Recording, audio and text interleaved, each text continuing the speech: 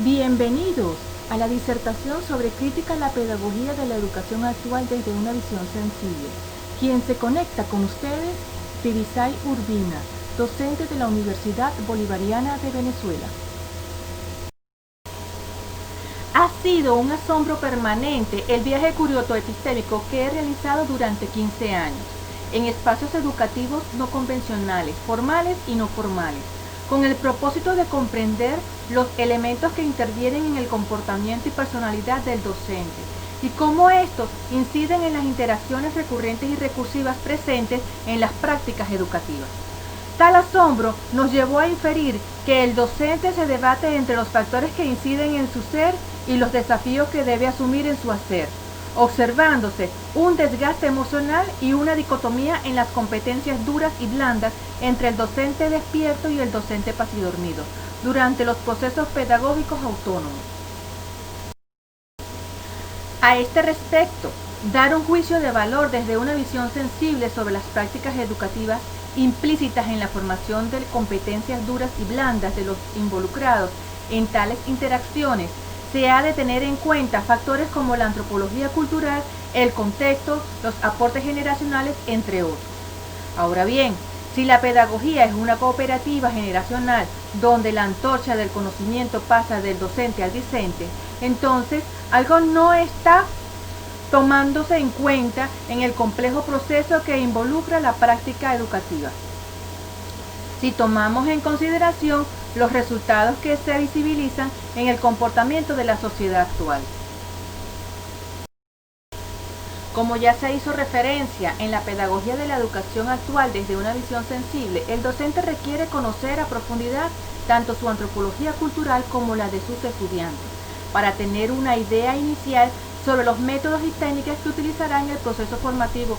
De igual modo, tener presente el contexto local, regional y nacional y sus cambios devenidos de las políticas públicas regionales y de Estado, que interactúan con las políticas educativas. Además, el docente, para poder conectarse auténticamente con sus estudiantes, tendrá que dominar el arte que encierra el delicado uso del tono y tacto, y para ello amerita un profundo conocimiento de los aportes generacionales, tanto clásicos como emergentes.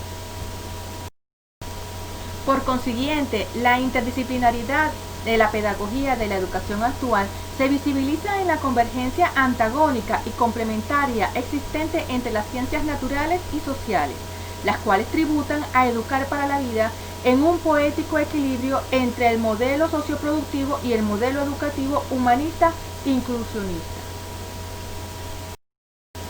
Por consiguiente, la vigencia y trascendencia de los aportes generacionales clásicos y emergentes en las prácticas pedagógicas de la educación actual permiten reflexionar sobre la importancia que tiene el contexto, dado que el mismo está conformado por los distintos hilos que entretejen la sociedad.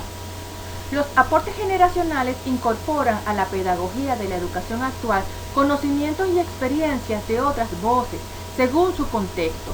Por su parte, los aportes emergentes hacia un conocimiento más humano y sensible se encuentran en el campo de la neurociencia, la psicología y la pedagogía, los cuales tributan a hallazgos innovadores sobre el modo como aprendemos y funciona nuestro cerebro, su divergencia y convergencia, la dominancia según el cuadrante desarrollado, la sensibilidad como rasgo heredado, el tacto y tono en los procesos educativos, características relevantes según la generación y sus procesos cognitivos, entre otros.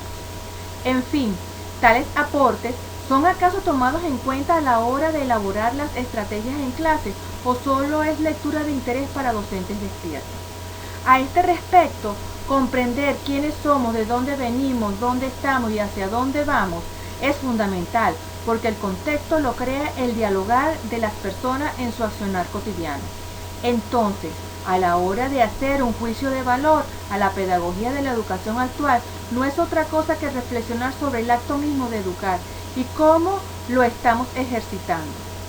No basta reflexionar sobre métodos y técnicas que se emplean para tal o cual estrategia, sino que también hay que tomar en cuenta las características subjetivas heredadas y ambientales presentes tanto en el docente como en los estudiantes y cómo éstas suman o restan al proceso durante las interacciones recurrentes y recursivas en los espacios educativos, visibilizándose a través de las manifestaciones personales del comportamiento, el conocimiento, la autonomía y los valores presentes en las decisiones tomadas. Es decir, el estado de conciencia que tienen los involucrados durante ese viaje curionto-epistémico que es educar y educarse. Cabe destacar que cada generación se desarrolló en un contexto determinado. ¿Acaso la pedagogía de la educación actual conoce y toma en cuenta las características particulares y heredadas de los estudiantes presentes en el aula a la hora de elaborar sus estrategias?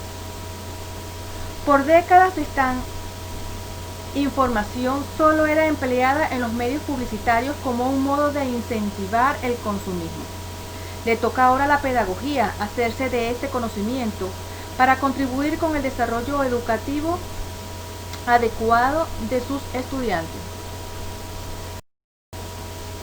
Y para ello es necesario que durante la recurrencia y recursividad en el proceso formativo, tanto el docente como el estudiante mantengan permanentes inquietudes hacia su aprendizaje consciente. El docente despierto desde la dinámica aprender, enseñar, aprender involucra la motivación intrínseca en el proceso metacognitivo. La coherencia presente en la autorregulación se nutre de sus interacciones, una melodía generada a partir del adecuado uso del tacto y tono, al desarrollarse una auténtica conciencia de autocontrol sobre los procesos emocionales, de pensamiento y aprendizaje. La constancia, perseverancia, fortaleza, voluntad, sensibilidad, virtuosidad y disciplina son algunas posturas individuales que caracterizan una esencial actitud positiva. El cerebro, por su parte, es como un amplio estacionamiento iluminado donde se encuentran autos de distintos tipos, clásicos, modernos e incluso chocados. Uno decide entonces el auto con el que quiere transitar la autopista del conocimiento.